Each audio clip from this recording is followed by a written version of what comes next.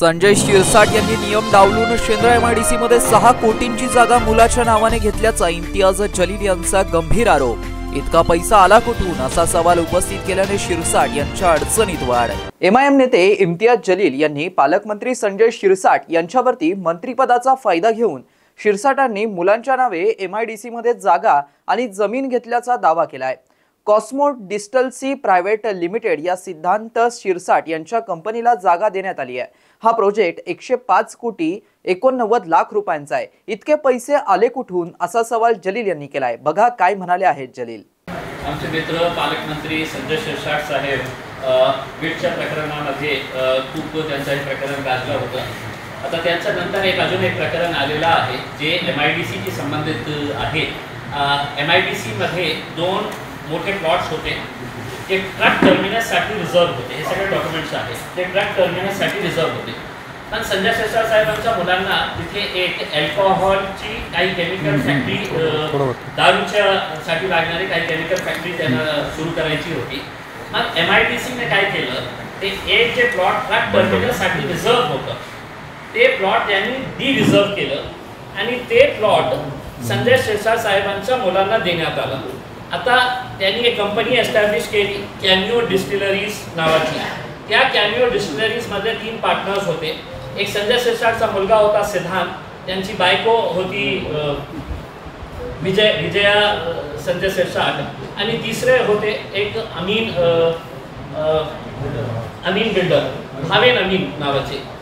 ते सगळे डॉक्युमेंट्स त्यांनी दिलं, लँड एक्वायर करून घेतलं आणि लँड मिळाल्यानंतरच इमिजिएट भावेन अमीन त्या कंपनीतून बाहेर पडलं आणि मग एमआयडीसीने एक प्रस्ताव त्यांना पाठवलं। हे फक्त 2-3 महिन्यामध्ये हे सगळं झालं। प्रायोरिटी लँड अलॉटमेंट कुणाला, सिद्धांत संजय शिरसाटला। कंपनीचं नाव आहे कॅमिओ डिस्टिलरीज प्रायव्हेट लिमिटेड आणि याच्यामध्ये ते काय तयार करणार होते तर केमिकल्स। लँड किती पाहिजे, जितकं लँड डी रिझर्व करण्यात आलं होतं एक्झॅक्टली तितकंच 21,275 स्क्वेअर मीटर डी रिझर्व केली होती आणि इतकंच लँड त्यांना पाहिजे होतं, तर ते लँड त्यांना अलॉट झाली। आता त्याच्यामध्ये ॲब्सोल्यूट अल्कोहोल तयार करण्यासाठी हे कंपनीचे फॅक्टरी स्टार्ट करणार होते आणि किती मोठी कंपनी आहे, 105 कोटी 105 crores 89 लाख रुपीज एस्टॅब्लिश करण्यासाठी तुम्हाला स्वतःचा कॉन्ट्रीब्युशन करावं लागतं, जे तुम्ही ॲप्लिकेशन मध्ये दिलेले आहे। आणि ॲप्लिकेशन मध्ये म्हटलेले आहे की 26 कोटी 26 crore 47 लाख रुपीज मी माझा स्वतःचा कॉन्ट्रीब्युशन करणार आहे।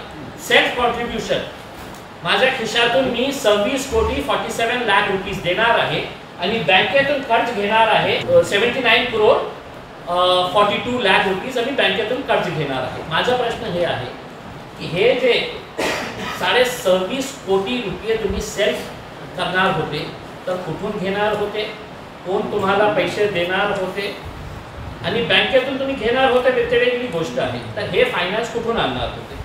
आता अमीन बाहेर पडल्यानंतर बँकेत फक्त 2च डायरेक्टर्स राहिलेले आहे, एक त्यांचा मुलगा, दुसरी त्यांची पत्नी। आता हे बोलण्याचा तुमच्याकडे कोणतेही कारण नाही आहे की 5 पार्टनर्स होते आणि त्या 5 पार्टनर 2-3 कोटी रुपये जमा करणार। हे 2 डायरेक्टर्स मिळून 26 कोटी रुपये कुठून आणणार होते। त्यांची बायकोची नेट इन्कम मागच्या रिपोर्ट प्रमाणे एफिडेविट जे तुम्ही दिलेले आहे ते वर्षात 25 लाखाची आहे।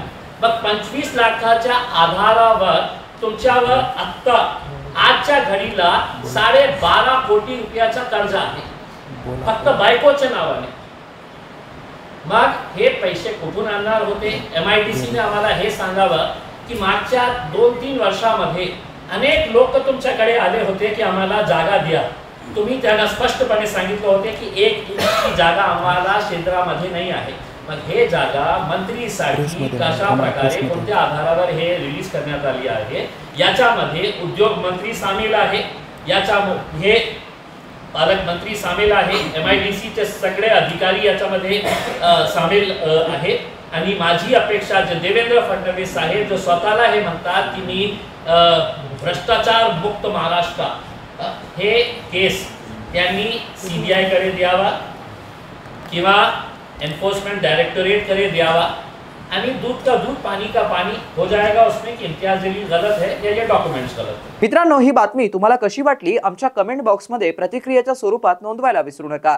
अशाच बातम्या बघण्यासाठी आणि अपडेट राहण्यासाठी आमच्या YouTube चॅनलला सबस्क्राइब करायला विसरू नका। धन्यवाद।